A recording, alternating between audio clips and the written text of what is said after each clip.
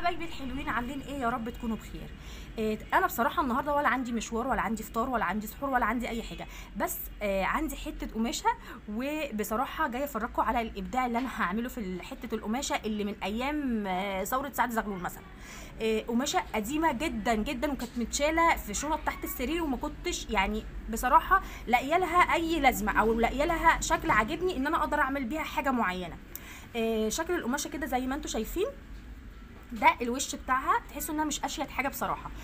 هنا الارض دي الارضيه بتاعت القماشه نفسها ذهبي. هنا الورد تحسوا ان هو مدي على ايه، احمر، اللي هو دم الغزال ده كده، او مش دم يعني، تحسوا احمر فيه اورنج اكتر، والوردات بقتها على بني وكده.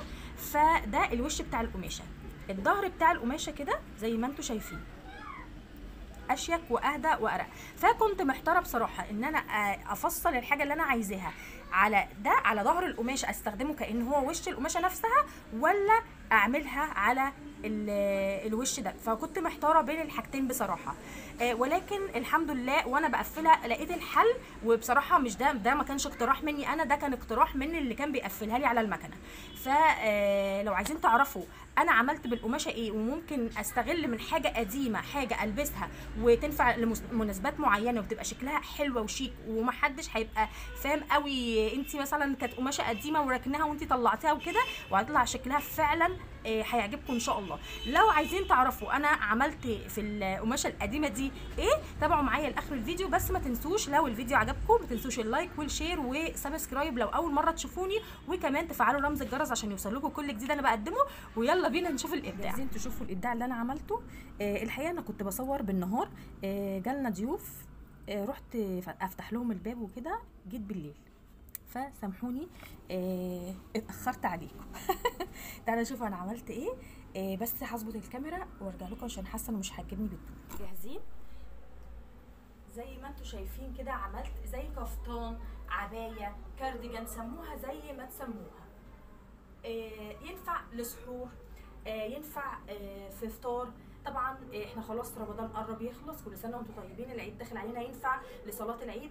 ولو كمان انت ستايل لبسك عبايات فينفع حلو قوي الفكره دي مع العبايات، او فكره ان داخل علينا برضو الصيف والكارديجان طالع موضه، فلو عندك قماشه قديمه طلعيها وتعمليها بنفسك.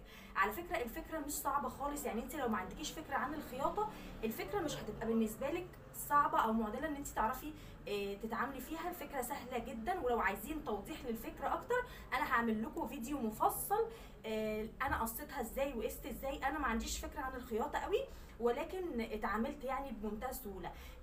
طبعا انا ماليش في المكنه قوي، يعني بقصها واسرجها كده على ايديا وببعتها لحد يقفلها لي زي ما انتم شايفين كده. مش عارفه هي واضحه ولا لا. لبستها على بيزك دريس باللون الاسود، وحطيت البلت اللي هو الجلد ده. وفي فكره تانية طبعا، لو قماشه متبقيه عندك من نفس القماشه اللي انت عملتي بيها الكارديجان ممكن تعمليها زي حزام. انا في فكره عملتها كده، ولكن انا قلت في تغيير، يعني اعمل تغيير المره دي ان انا البس البلت يكون جلد احسن ما اعمله قماش كده زي ما انتم شايفين كده. ممكن برضو البسه على بنطلون جينز، ممكن البسه على بنطلون اسود، يعني مش شرط ان يبقى فيه بيزك دريس، فاهمين قصدي؟ ولبسته طبعا على الهيلز باللون ذهبي او اسود برضو هيبقى شيك. ده الوش الاولاني اللي انا قلت لكم عليه اللي هو الذهبي. مش عارفه حبيتوه معايا ولا لا. ونسيت اقول لكم برضو الفكره اللي كان اقترحها عليا اللي كان بيعمل لي الشغل على المكنه، قال لي انا هعمل لك حاجه ممكن تلبسيها على الوشين لو انت محتاره. فعمل لي ده من الجنب زي ما انتم شايفين، مش عارفه كده واضحه ولا لا.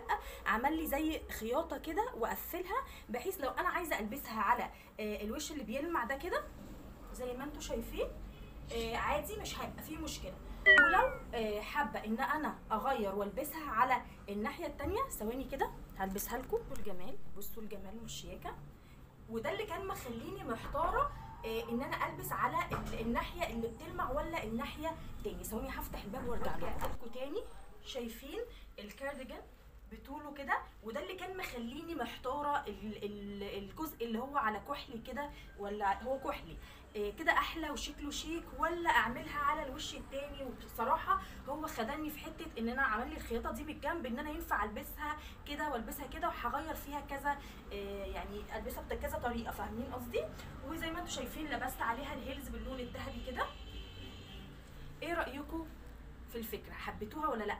يعني من حاجه قديمه وقماشه قديمه ما كنتش حابه شكلها اصلا، عملت بيها حاجه على الموضه وشكلها شيك وشكلها حلو، فكره سهله وفي نفس الوقت ما خدتش مجهود واي حد ممكن يعملها.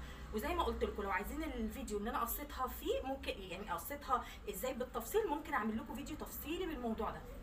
بس قولوا لي في الكومنتات حبيتوا الفكره ولا لا، وشكل الكارديجان حلو عليا ولا ايه.